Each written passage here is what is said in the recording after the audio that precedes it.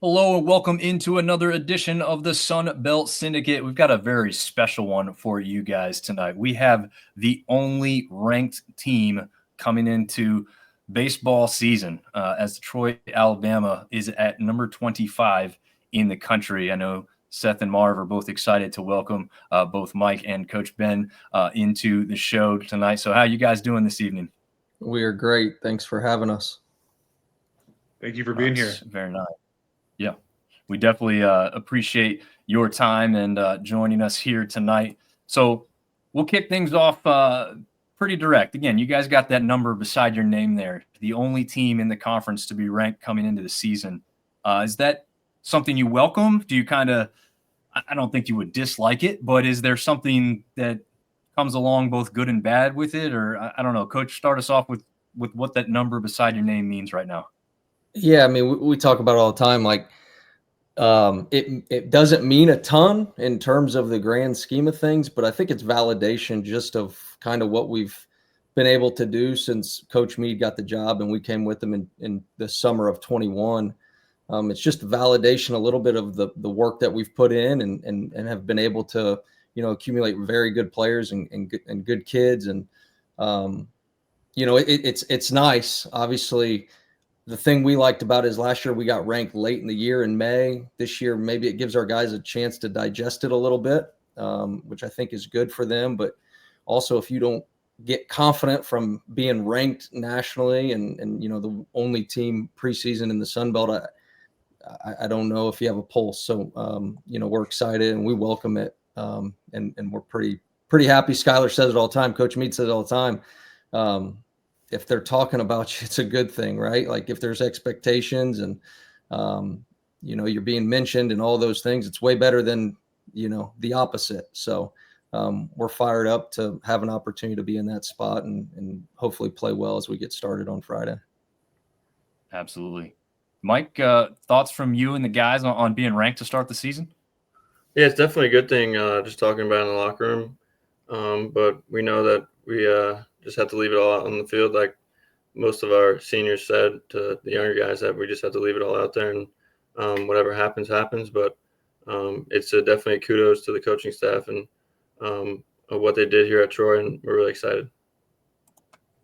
Very nice. So Coach, with from that that, preseason ranking comes expectations. I mean, we always ask everybody expectations for the year.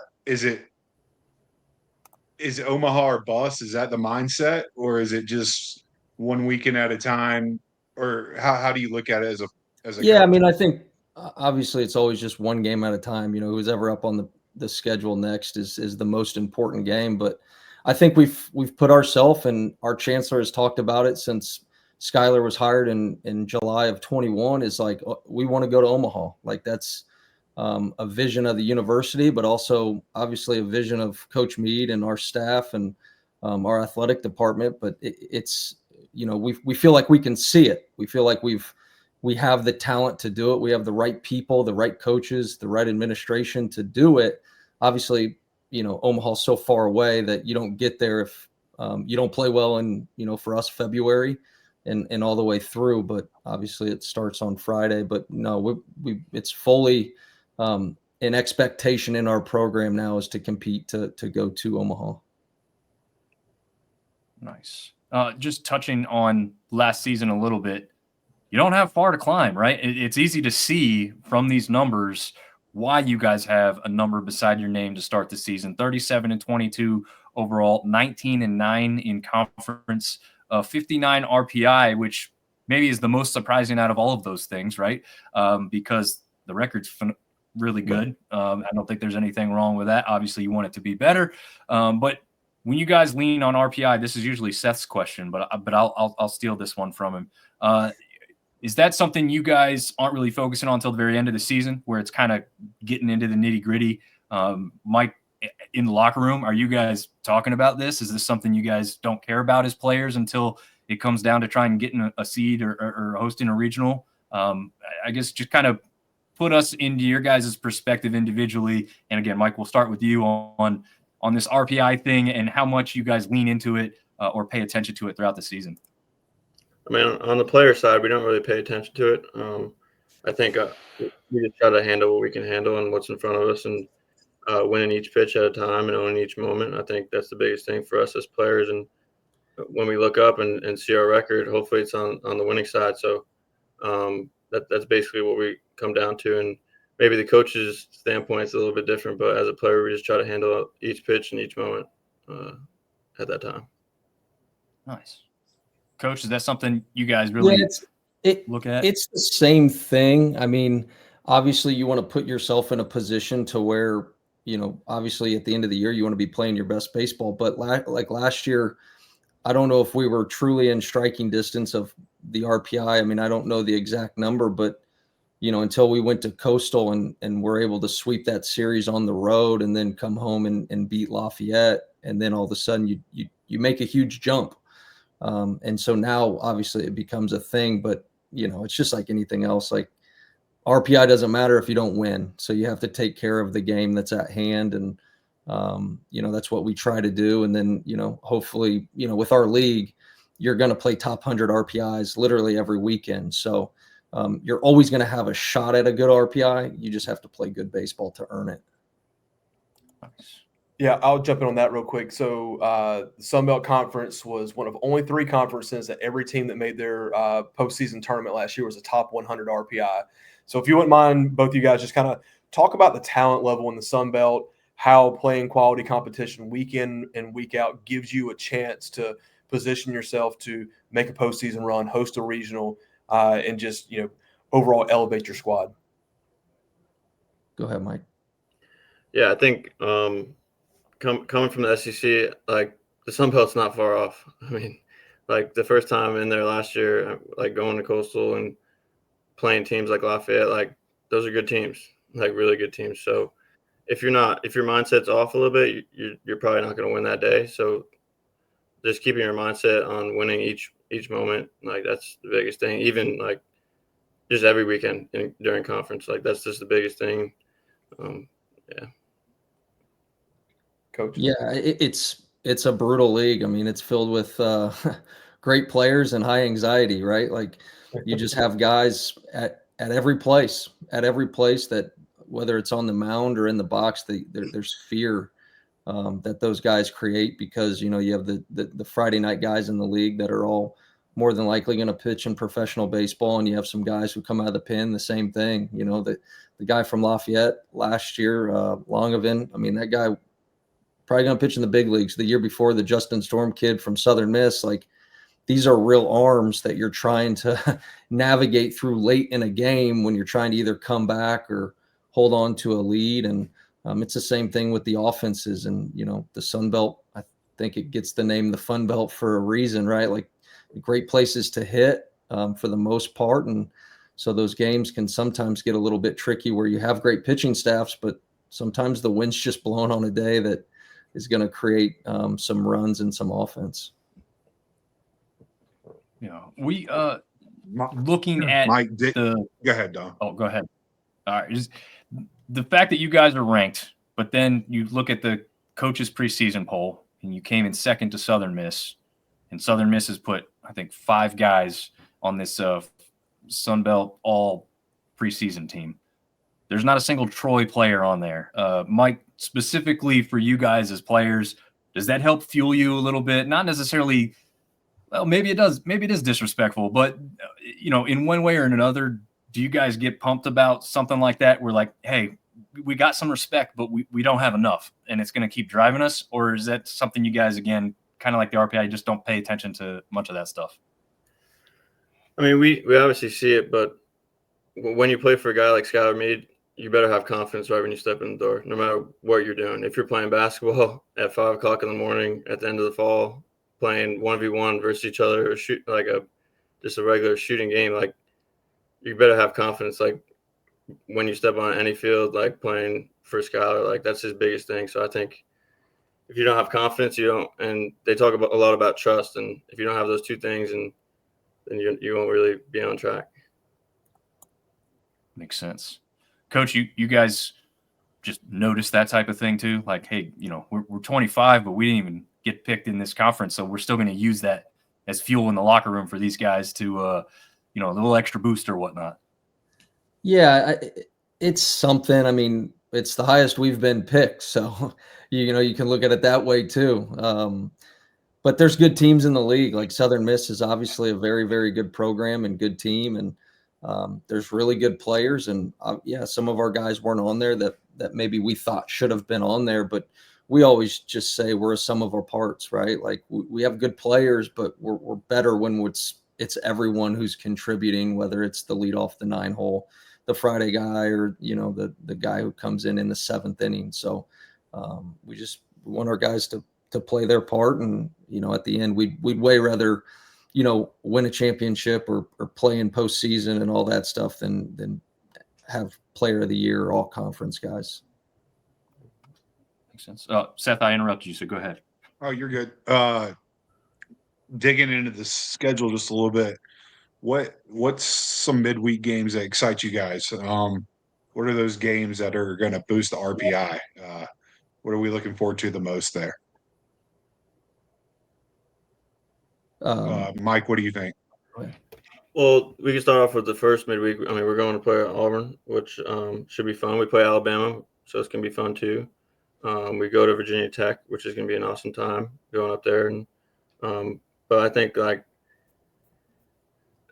excitement in the sunbelt is mostly the conference games. I mean, the conference games are really the best thing because everyone's throwing their top arms on the weekend. So, I mean, we're going to take it game by game, but those are probably the three that are the best midweeks. Coach, you guys get excited about midweek games, or is it just, hey, every game's an opportunity for us to show what we've got? Doesn't matter who we're playing. Yeah, I think we're fortunate, right? Like being in the Sun Belt, every single one of your games matters, whether you're playing someone from the SEC or, a different league. Like they all matter to us. And I think we have to take that mindset if we want to play into June.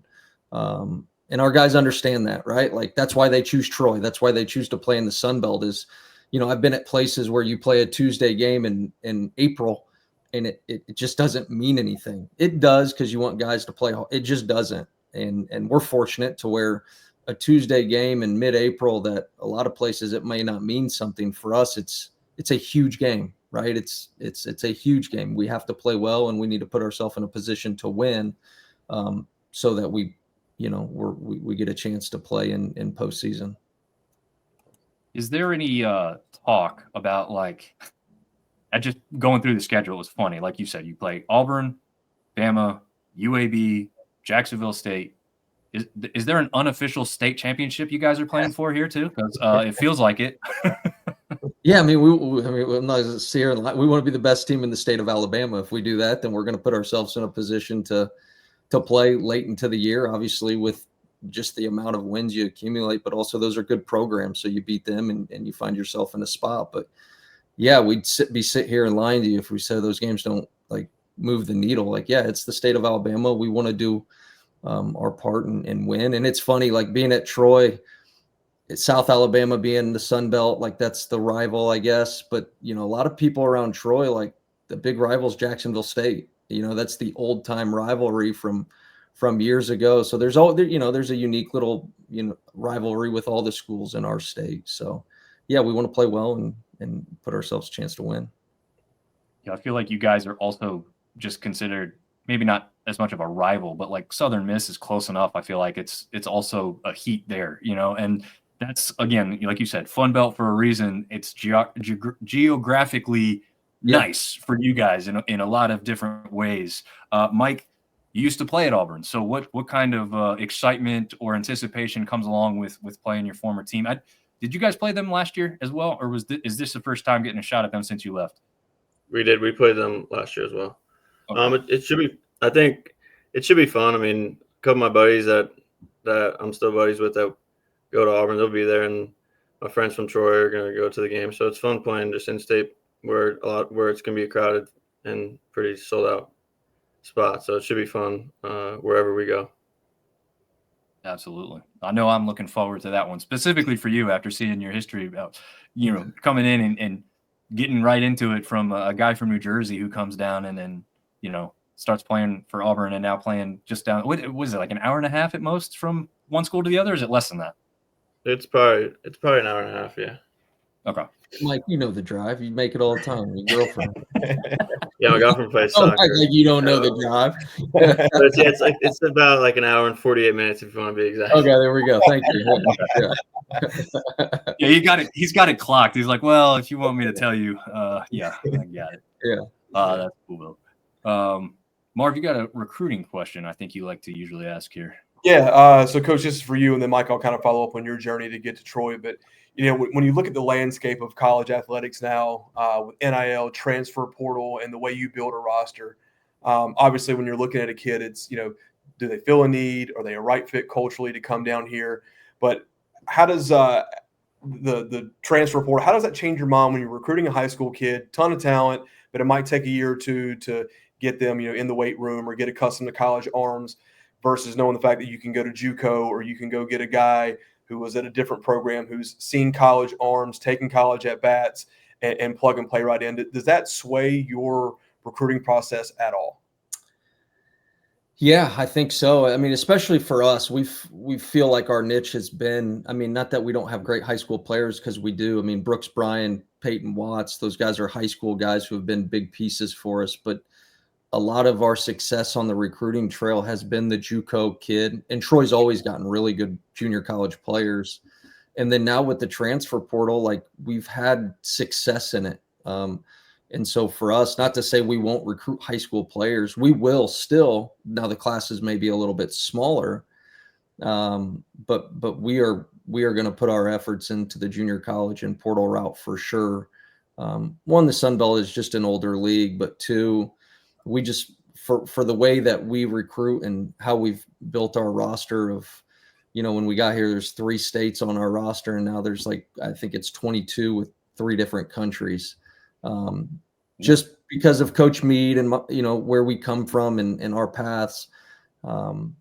So we've created that. Now there's kids who come from all over, so it's not new for a guy to just come to our place and be like, well, there's no one like me there. So we've been able to do that, and so the portal's been good for us in terms of that. And we think if you come to Troy, it's because you want to play baseball and win, and so that's kind of the way we've been able to do it. Now, that's not to say we think our 24 high school class is filled with, studs, like really, really good players, guys that will play this spring, that will become household names very soon, we feel. So let me ask a follow-up question to you before we move to Mike. How do you think the brand of Troy baseball, the success that you guys have had, how do you think that impacts JUCO guys or transfer portal guys? I'm sure people are probably reaching out to y'all, but just the brand of Troy baseball, how does that help you when you're going and getting a kid that's already played some college baseball? Yeah, I mean, I think it's, for us, we've, Skylar is a master marketer. Like he's really good. He's really good to say it to people who come in our building all the time. The guy's just a unicorn in the way he treats people, talks to people, communicates with people, which I think has built the brand in itself. But I think now we kind of maybe get indoors that we didn't get into in the summer of 21, or shoot, even the summer of 22. And we've gotten some portal guys Zach Fruit, who came to us, who came from a school up north and maybe didn't have a ton of success, and comes to us, and he's a 9th rounder, and he's tearing it up in pro ball. And, we think he might pitch in the big leagues someday. So we've had some of those success stories, and some JUCO guys on the offensive side as well, which I think makes it easier for a guy to decide, Troy's the place, when maybe it wasn't that way when we first got here. And, it's just a good place. They built us a $13 million stadium. The fanfare is unbelievable. And it's just a good place to play baseball. Yeah, that definitely helps. Mike, we were talking earlier, you're from New Jersey, played at Auburn. Kind of just talk about your journey to Troy and how you got there. Skylar was the second guy that recruited me out of high school. The first one was Carl Nunemaker, and it was kind of different. Like, going back now, I don't know if I would have went away from Skylar, but my time at Auburn was great. I mean, my freshman year, we were in Omaha. I started in Omaha. It was a good time. I mean, I definitely want to get back there this year with the guys that we have, and I think our roster can do it. And we definitely have the coaching staff that is capable of doing everything above and beyond. So, yeah, that's kind of how I ended up at Troy. And then going on my visit right before I committed, just meeting Coach Wolgamot and just learning his philosophy about hitting, and I just kind of fell in love with it. So Very nice. Yeah. Yes, Skyler recruited him at South Carolina. Yeah, that's what he was telling us before. Yeah. So I guess he just stayed in touch with you. Was there like you called him like, hey coach, I'm thinking about transferring, or was he? How does that process work? Well, we follow the rules. So once he went in the portal, Yeah, of course. once he went in the portal, obviously Skyler saw the name, and we tried our best, and obviously we got him. I tell him I don't know how you told Skyler no the first time, man, but whatever, Yeah, no. You gotta, Mike. We kind of know a little bit of the backstory, but because we talked about it before we started recording, a guy from New Jersey who's played for both Auburn and Troy now, but you've got the white and blue W behind you flying on the wall. You've got to tell people about maybe why that is, or are the Cubs also your favorite team as well? But tell us a story about the W flying behind you. Well, this is not my room. This is my roommate's room because I didn't have a desk in my room. But Grady Gorgon is a left-handed pitcher, and he's a big Cubs fan too. So okay, but you also had an experience there, right? Is that what? Benny's a Cubs fan as well. So yeah, at Team USA we played at Wrigley Field, and it was a good time. But yeah, I'm a Yankees fan. Okay, that's what I was going to get to next. All right. The evil empire. I knew it. No, I'm just kidding. I think Marv and Seth, you guys are both Braves fans, right? Oh, yeah. I'm a Phillies fan. That's right. Yeah, I'm a Phillies fan. Well, we can only do so much, Marv. Sorry about that. It's all right. Hey, this year's our year. There you go. You keep telling me. Who's some dudes to look forward to this year that's going to stand out for Troy, that's carrying some big expectations for the year? Well, I mean, you don't want to put too much expectation on these guys, right? It's hard. Baseball's so hard. Hey, you got a number 25 in front of you, coach. You got to have somebody. I know. No, we have really, really good players. Brooks Bryan is an absolute stud of a player, but also a rock star of a kid. Left-handed catcher. I think he was top 5 in the country in RBI, or played on Team USA. He's a really good player, and he leads our team, right? Like, he's a catcher, tough guy. Guys kind of follow who he is, but then you return quite a bit on the mound with Gary Gaines, who has pitched on Friday nights for us I know he did it his freshman year before we got here, sophomore year with us. And then last year and this year he will as well. And Grayson Stewart and Jay Dill and Peyton Watts playing shortstop, Mike, and Shane Lewis is back. That's a guy who arguably had one of the greatest sunbelt seasons in the history of the sunbelt in 23 with the 27 homers and the things that he did to help carry us to a regional that year. So yeah, we're fortunate. We have really, really good players. We have some young guys who we think are going to step up and be very good players. Jimmy Janicki's a freshman from Chicago. And it's just different, and obviously he's a freshman. There's going to be growing pains and all those things, but when you talk about physical abilities, there's not much that guy can't do. So we're excited to get a chance to watch him play. And the big thing too is not just the superstars, but even guys like Mike. Like, they embody what Troy baseball's about. They're tough guys. They're stick their nose in everything, and they'll fight to the end. And we're fortunate to be filled with a lot of those guys. And when you have guys like that, and they are superstars as well, I think that's why you have the success you had. And Mike hit on it. Like, Coach Meade does an incredible job to create confidence in these guys and get them to play at a high level. But we have really good players, and it's, we lost a lot of good players as well. And I think for us to be able to add what we have through the portal, through JUCO, through high school, I think it says a lot about the direction we're going. Absolutely. Shout out to Grayson Stewart, one of the only guys I know that got married while he was still in college. But yeah. Yeah, he he called me, said, some things popped up. I'm like, I get it, man. I've been married for a while now, so I understand when things pop up. Yeah, Hey, cool. they will continue to pop up too. Yeah, that's right. Well, a question for you guys. What is your favorite away venue to play at in the Sunbelt Conference, whether it's the facilities, the atmosphere, the travel, just a place that maybe you don't like playing at because of the crowd, but you actually enjoy the experience at the end of the day?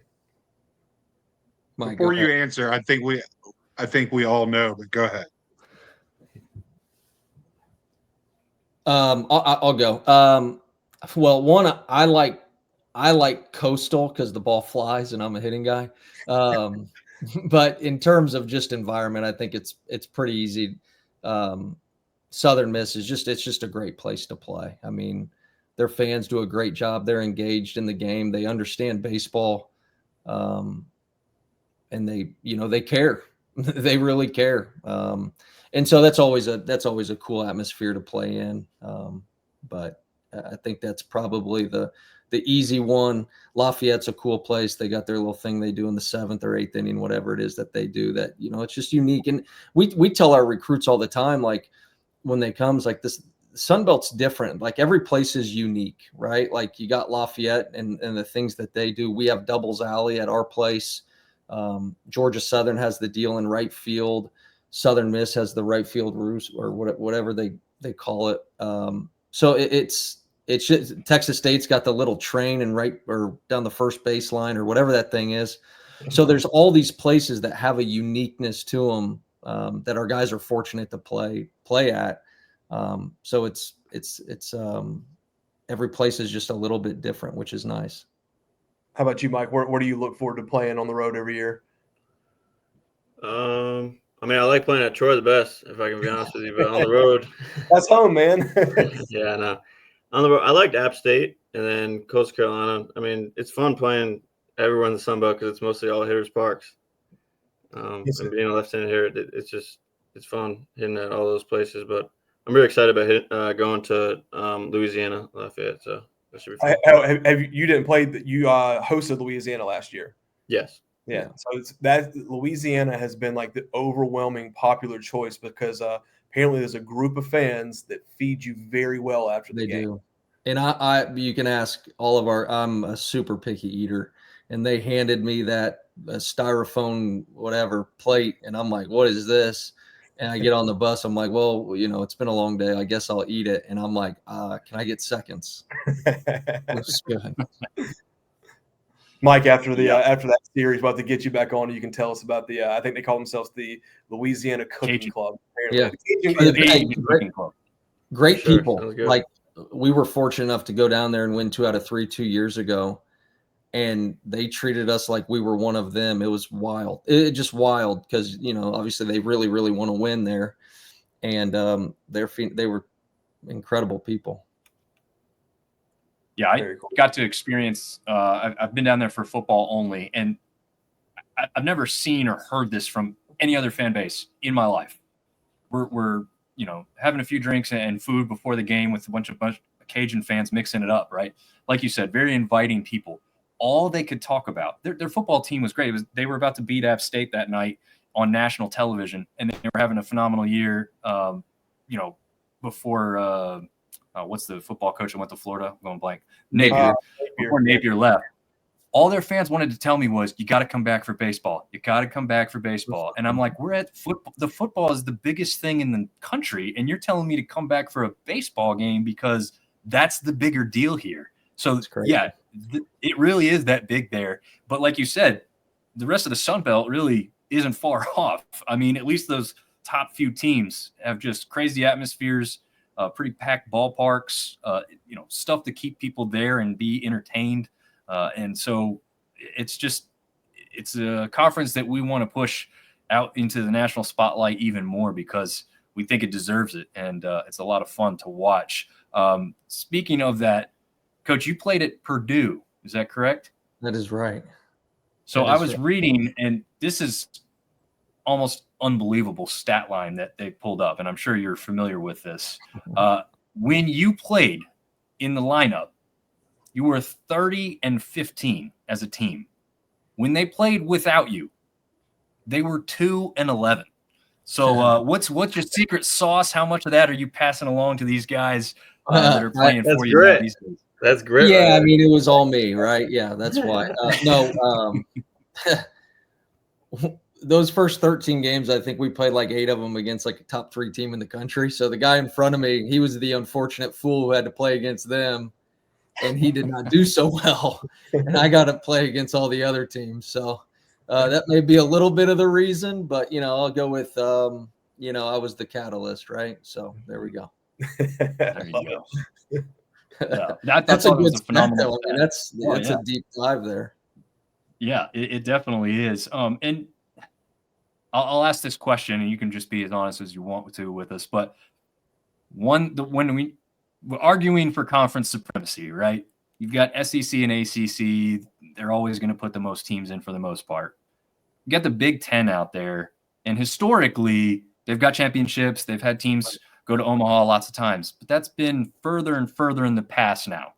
And my argument has always been it's time to replace that thought process of the Big Ten being above the Sun Belt, because when you break it down over these past few years, the Sun Belt has been more successful overall. Now, I'm not saying that, the Big Ten's best team doesn't beat the Sun Belt's best team. That could still happen. What I'm saying is conference top to bottom, I think the Sun Belt should be up there in that conversation a little bit more than Big Ten. But you're a Big Ten guy, so that's why I'm asking you this question, because I want to hear, is there still a little bit of that Big Ten pride in you, or are you now fully bought in on this Sun Belt stuff? No, I'm a Big Ten basketball guy. I enjoy watching Purdue hoops, but no, we love the South. My wife gets to see me for the first 5 weekends of the year, right? We don't have to hop on a bus and be gone 5 days a week. The only thing I'll say, and I mean, obviously that league has they have great facilities. They have all those good things. Is I just know last year, and I don't know if I'm going to say it. I don't care. We went up to Indiana, and it was like literally 15 degrees, and we played them, and we took 2 out of 3 on it. Yeah, and 2 years ago they came down to us, and we swept them. I personally think, and obviously I'm biased now, I think Sunbelt baseball is up there with anyone in the country. And I know obviously the SEC and ACC, they're the best 2 leagues. There's no question. But I've seen the Sunbelt and the teams in it, and Coastal Carolina made a regional and played well in the regional. They finished 7th in our league last year. Yeah.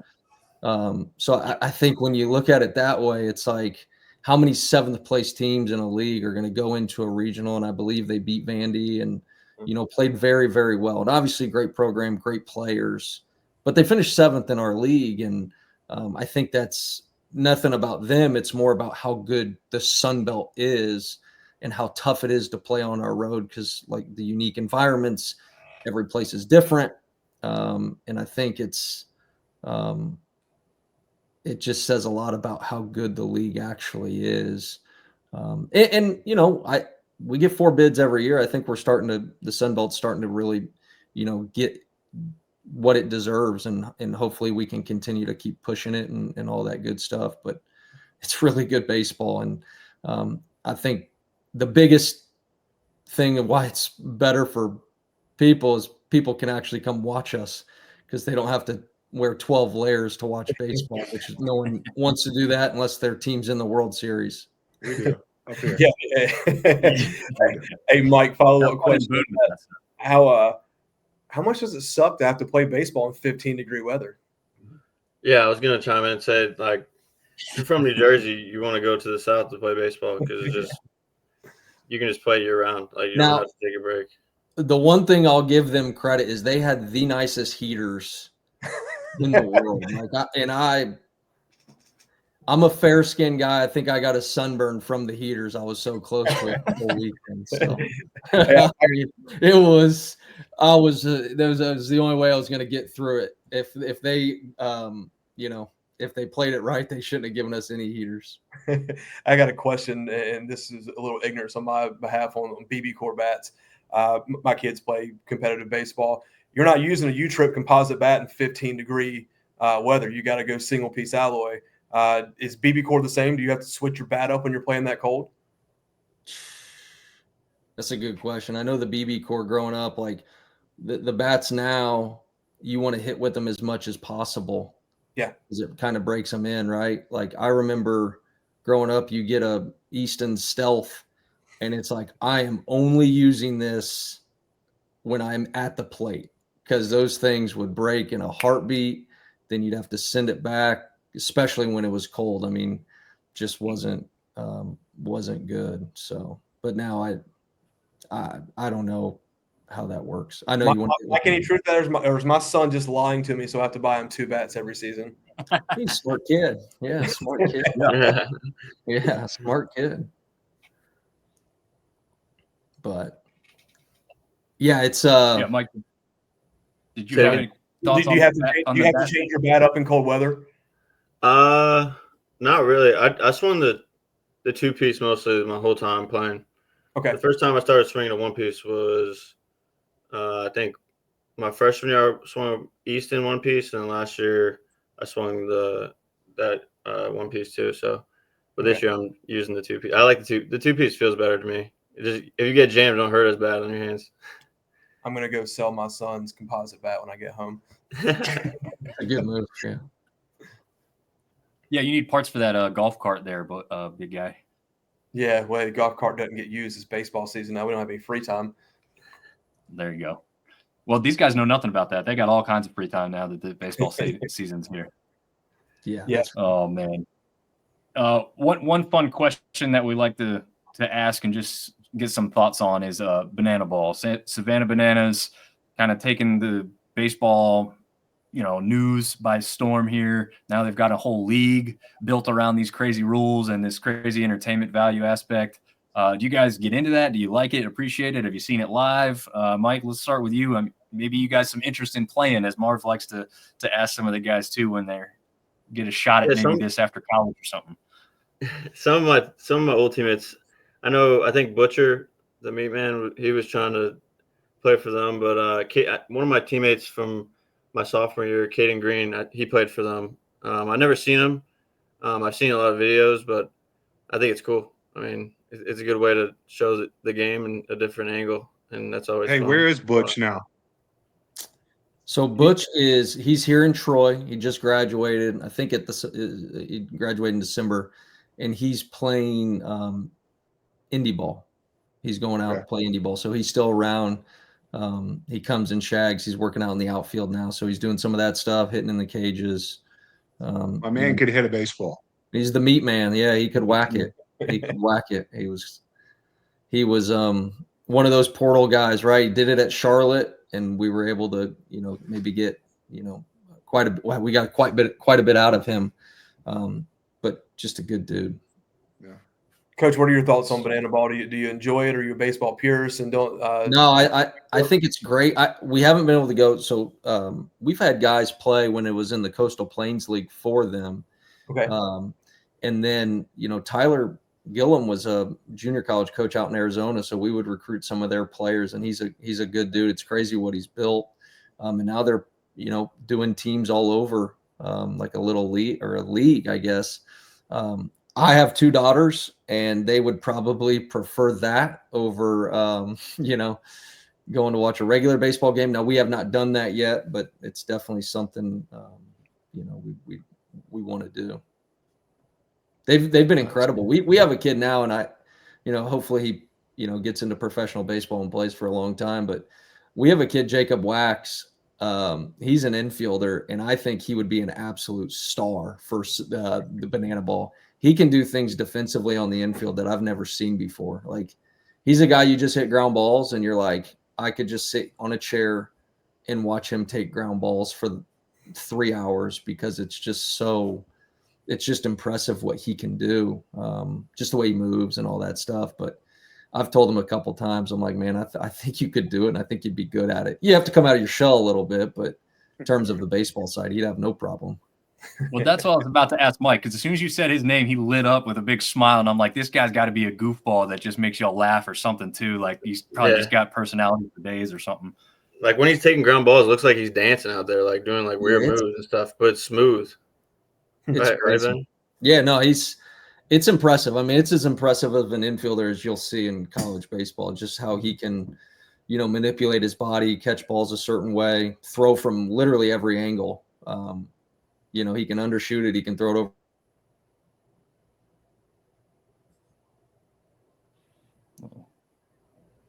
We lose him? I think it froze up there. Uh-oh. He'll probably come back on here in a second. What? Mike, I got one last question for you. Baseball season starts in 2 days, man, less than 48 hours. How excited are you? How excited are the guys to get the season underway?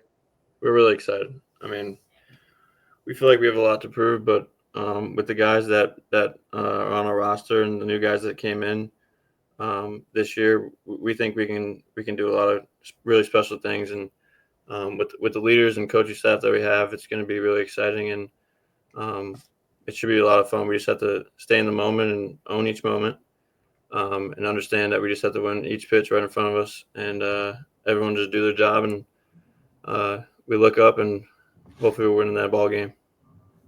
Very cool. Nice. We got you back, Coach? Yeah, I think I guess I left for a second. I'll ask you the same question I just asked Mike. Less than 48 hours till first pitch. How excited are you to get the season underway? Yeah, I mean it's always exciting when you get to the park and people are putting up the signs and cleaning the stadium and just getting it ready for opening night. So I think it's exciting, and you get tired of, and I know everyone says you get tired of playing this the inter squads and all that stuff. You're ready to see someone else, but we're ready to see our guys go out, compete, and do. Uh-oh. He hit the transfer portal again. Mike, you can tell him that he wasn't around when the transfer portal was happening for baseball, but he's hit it twice here tonight. Oh, he's back again. I think. I'm trying a different one. I got There we go. We just said you hit the transfer portal for the second time tonight, so you got some experience in the portal now. It's unlimited now, right? Golly. Yeah. Oh man, but yeah, we are excited to get you guys going. Oh yeah, we are excited to get you guys going. See number 25 hit the field and see how far you can climb up those ranks as the season gets going. We really appreciate your time and efforts to be on here tonight and preview you guys' season. And we definitely wish you all the best of luck. And we'll be tuning in here starting this weekend and see what you guys got. Awesome. We appreciate you guys. Yeah, thanks for being on, guys. Really appreciate it. Good luck. Thank you. Thank you.